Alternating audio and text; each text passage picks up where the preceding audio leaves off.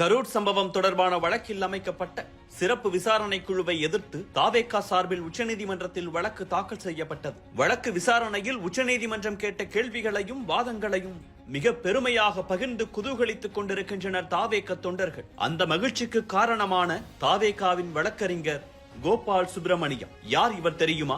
1958ஆம் ஆண்டு கர்நாடக மாநிலம் பெங்களூருவில் பிறந்தார் கோபால் சுப்பிரமணியம். தந்தையின் பணி காரணமாக டெல்லியில் வளர்ந்தவர். அங்குள்ள புனித சேவியர் பள்ளியில் தனது பள்ளி படிப்பை முடித்தார். ஹன்ஸ்ராஜ் கல்லூரியில் பிஎஸ்சி முடித்தவர். டெல்லி பல்கலைக்கழகத்தில் சட்ட படிப்பில் இணைந்தார். சட்டம் பயிலும் காலத்திலேயே மிகச்சிறந்த மாணவனாக பேராசிரியர்களால் அடையாளம் காணப்பட்டார் கோபால் சுப்பிரமணியம். கார்ப்பரேட் வழக்குகளில் ஆர்வம் கொண்டிருந்த கோபால் சுப்பிரமணியம் அவரது நண்பர் ஷர்துல் ஸ்ட்ராப்புடன் இணைந்து பல்வேறு வழக்குகளில் வாதாடி வந்தார். பின்னர் மத்திய பிரதேசம் மற்றும் உத்தரப்பிரதேச மாநிலங்கள் சார்பில் அவர்களது முக்கிய வழக்குகளில் பல்வேறு நீதிமன்றங்களில் ஆஜராகி வாதாடினார்.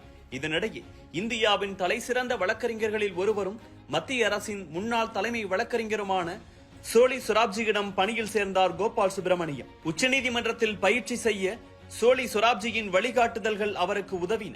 இப்படி பல்வேறு வழக்குகளில் சிறப்பான வாத திறமையை நிரூபித்து வந்த கோபால் சுப்பிரமணியத்தை முன்னாள் பிரதமர் ராஜீவ் கொலையை விசாரித்த நீதிபதி வர்மா குழு கவுன்சிலாக நியமித்தது மத்திய அரசு. கிடைத்த வாய்ப்புகளில் எல்லாம் சிறப்பாக செயல்பட்டார் கோபால் சுப்பிரமணியம். இந்தியா முழுக்கவே பல்வேறு மாநிலங்கள் தங்களது வழக்குகளில் கோபால் சுப்பிரமணியத்தை பயன்படுத்த தொடங்கின. இதனை கவனித்து வந்த உச்சநீதிமன்றம் மிகச்சிறிய வயதில் அவரை மூத்த வழக்கறிஞராக அங்கீகரித்தது. மூத்த வழக்கறிஞரான கையோடு மும்பை தீவிரவாத தாக்குதல் வழக்கில் சிபிஐ வழக்கறிஞராக செயல்பட்டார் கோபால் சுப்பிரமணியம். 2012இல் அந்த வழக்கின் அனைத்து விசாரணைகளும் முடியும் வரை அப்பொறுப்பில் இருந்தார்.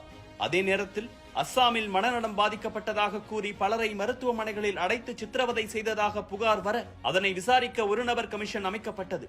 அதற்கு கோபால் சுப்பிரமணியத்தையே தேர்வு செய்தது உச்சநீதிமன்றம். அதேபோல் 2001 பாராளுமன்ற தாக்குதல் வழக்கில் அரசு சிறப்பு வழக்கறிஞராக நியமிக்கப்பட்டார். பல்வேறு ஆண்டுகளாக உச்சநீதிமன்றம் மற்றும் மத்திய அரசின் செல்ல பிள்ளையாகவே இருந்தார் கோபால் சுப்பிரமணியம். ஏனெனில் அரசியலமைப்பு குறித்த புரிதலும் அதன் விளக்கங்களும் கோபால் சுப்பிரமணியத்துக்கு அத்துப்படி.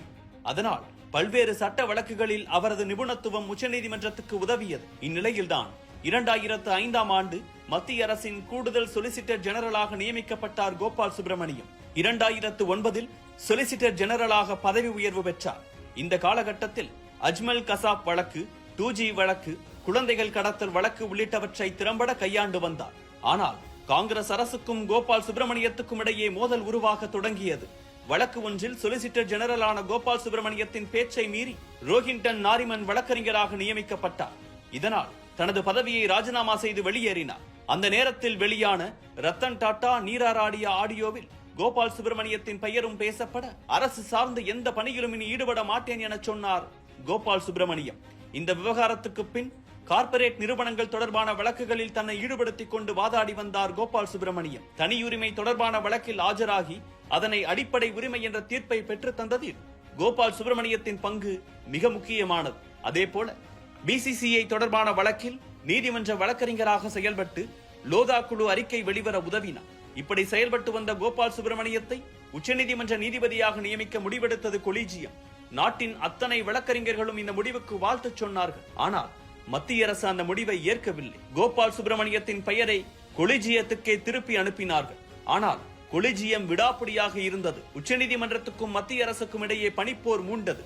கடைசியில் தனக்கு நீதிபதியாக விருப்பமில்லை என கூறி போட்டியில் இருந்தே வெளியேறினார் கோபால் சுப்பிரமணியம். நீராராடிய ஆடியோவில் அவரது பெயர் இருந்ததாலும் காங்கிரஸ் கட்சியின் முக்கிய நபர்களோடு அவருக்கு இருந்த நெருக்கமும் மோடி அரசுக்கு பிடிக்கவில்லை என்பதால் அவரது நியமனத்தை மத்திய அரசு எதிர்த்தது என பின்னாளில் கூறப்பட்டது. இந்த விவகாரம் பலருக்கும் அதிருப்தியை ஏற்படுத்தியது.